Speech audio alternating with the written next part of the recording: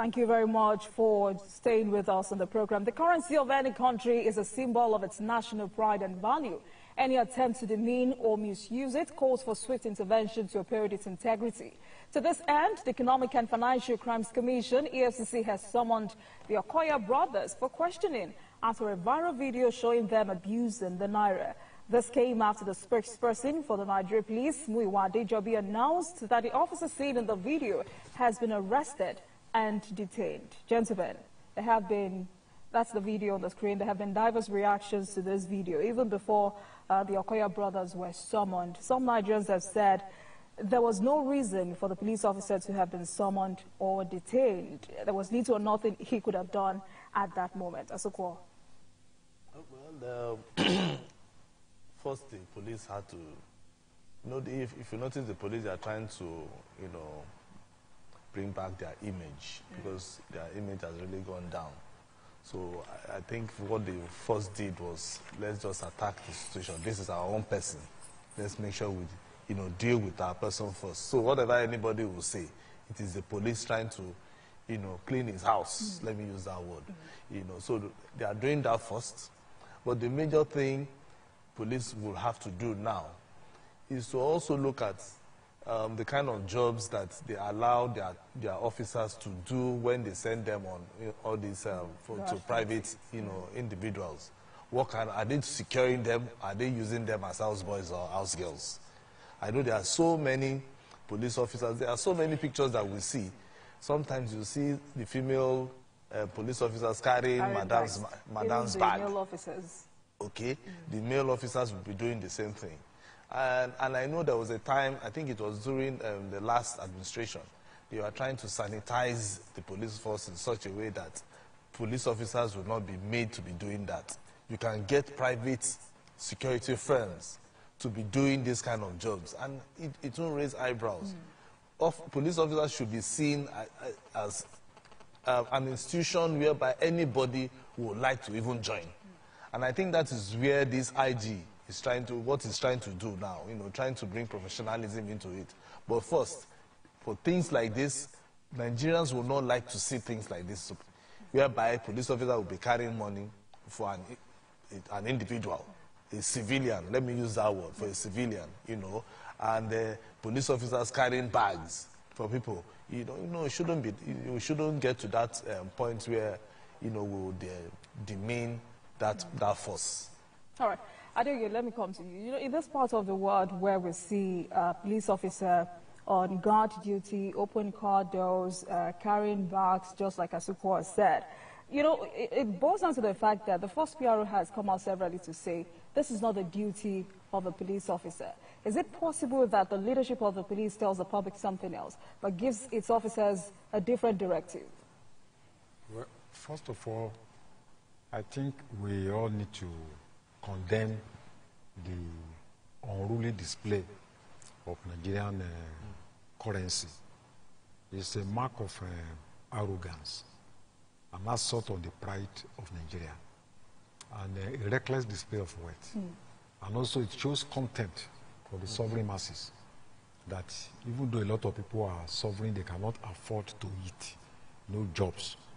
Some individuals who have the opportunity to have access to free money, they are tempting them, they are threatening them, they are contemptuous of the millions of Nigerians who don't have access to.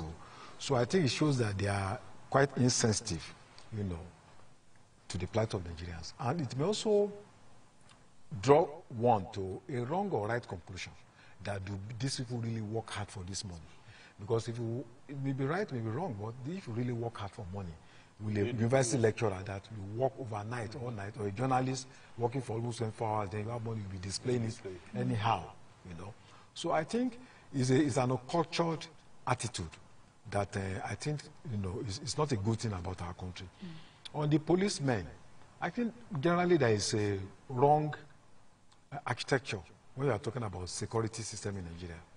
Our security men, they see security as protection of individuals, rich men, whereas security should be about the protection of the society. It should be about the protection of the country. That is why you see individuals, local government chairmen, members of the House of Assembly, they go with private policemen, even their wives, even some with their, their children. And by the time you look at the fact that hundreds of thousands of people are allocated to individuals, how many policemen will be left to govern me and you? Compared with what we have in other countries where policemen are made to patrol the streets, to protect the community, not to single out an individual for protection. So I think it's not just about making statements that, because several times IGs in the past have withdrawn policemen. They will make, the noise and all that. But after some time, you discover that, children of rich men see a policeman guiding them. And if you are guiding an individual, policemen are also justly to be given such position because there are extra funds for you apart from your salary, And when people are occupying that position, they have very little respect for the ordinary man.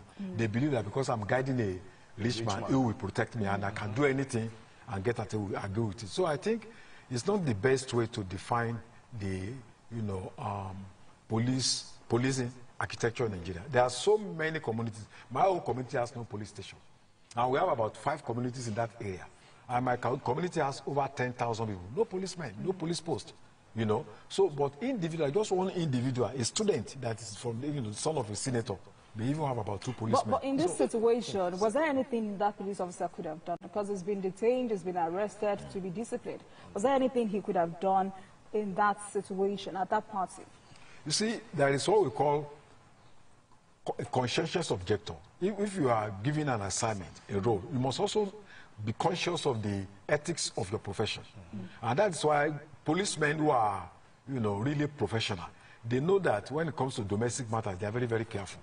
But at the end of the day, if you are arrested, you are going to, you are going to be prosecuted, and the rich man may not be in a position to help you.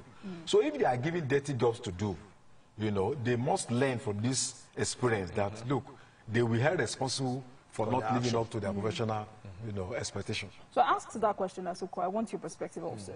I asked that question because, first PRO tweet that I read, a man on guard duty who leaves the beat and follows a principle on escort is on his own. Because if anything happens to him on the trip, he will still be tried posthumously. The Gaza company applied for men on guard and it was given, not the sons. So leaving beat is a great offense in the police. That one alone can cost him his job, let alone other obvious misdeeds. And I'm sure any lawyer willing to take up his case will need to go to the mountains. So is there a possibility that the leadership of the police tells these officers something different and tells the public something different? It's very possible. No, but if there are ethics, because there are ethics to every profession. So if the ethics of the profession is for you to just go there, but this is not I'm sure this is not the first time. So at least they are going to make one person scapegoat. You understand? So that others can learn. But how fair is that? No, it depends. It depends. So there is nothing that is fair in life. So as it goes now, the ethics says secure. The ethics did not say go there and carry money. When you know that it is the police, that they are the ones, the custodians, the ones that are supposed to implement the law. The law was made. Who implements it? It is the police. Okay. Because, for instance, if there's any crime now, the person who arrests a criminal, okay, or a suspect is the police. So first, there's a law that says do not deface, the Naira, which is the CBN Act. It's saying they do not deface the Naira. And so he himself is supposed to know that, one, there's a law that says the Naira should not be debased in any way. So he's supposed to tell whoever he's guiding and say, Oga, I cannot do this, I cannot carry this money. But be that as it may, Jumoke, before we move, we need, I think the government should not just sweep this under the carpet. Absolutely. We have seen chief priests being prosecuted. We have seen Bobrisky being prosecuted. Nobody should, people need to learn how, need to respect our Naira. Anything that concerns the national pride, we should respect it. There was a video I was seeing, I think, last week, where some people were throwing bills of Naira, and they were playing ball with it. I don't know where those guys are, I don't know which particular region, but they are playing ball with it. If you are working hard, just like Adio said, I'm not sure you will be doing Naira anyhow. understand? And I'm sure Nigerians are waiting to see what becomes of this case. Yes. I mean, they believe that when they it comes have invited them. They are going there tomorrow. So we want to see how the EFCC will, take on this case, whether they will also face the law, because the law